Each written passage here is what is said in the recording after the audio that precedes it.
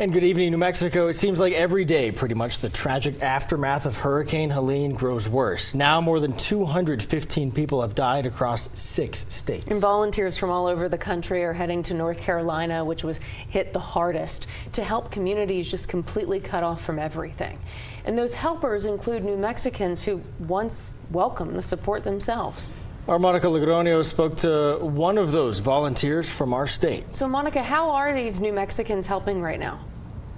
Well, Tessa, Trevor, across the country, American Red Cross has 1,300 volunteers on the ground in the southeast. Their jobs range from assessing damage to handing out food and water in shelters. 7 New Mexican volunteers are part of that effort. I spoke to one of them who says the biggest task is getting to isolated communities.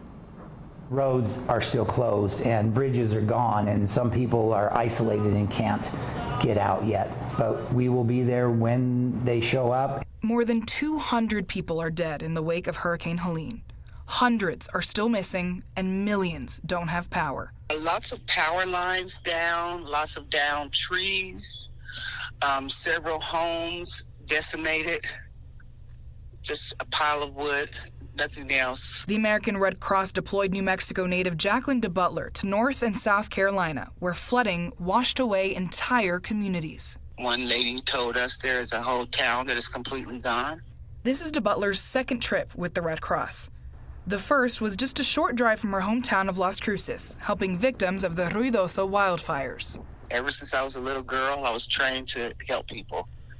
So it really feeds my soul to be able to help people, especially in times of distress. She explained she's a shelter volunteer, helping make sure people have food, water, and someone to talk to. Trying to give them comfort and just listen to them, because they really just need people to listen to how they feel.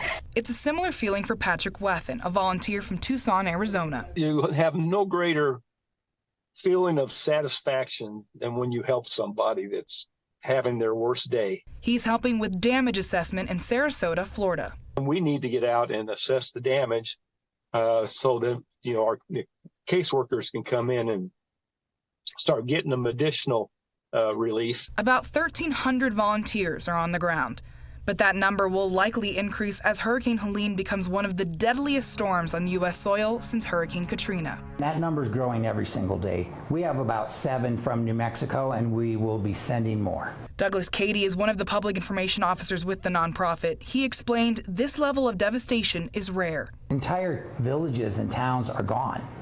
So it's very odd to have such a devastation like this, and there are so many things that need to be done. Katie says there are 2 ways anyone can help right now. Having the finances to send people is what's critical. We need boots on the ground. That is what the need is. Katie also told me there are more than 4,000 requests right now for help with the American Red Cross, and more are expected to come. We'll have the link to donate or volunteer with this story on KOB.com. And Tessa, Trevor, it's not just the Red Cross helping out. Several organizations are actually stepping up, and they're on the ground right now, too. Yeah, you're totally right, Monica. Xcel Energy workers are also on their way to help restore power. Line workers, along with safety consultants and fleet mechanics, left for Georgia yesterday and will help local power companies. Those restoration efforts are expected to take about 2 weeks.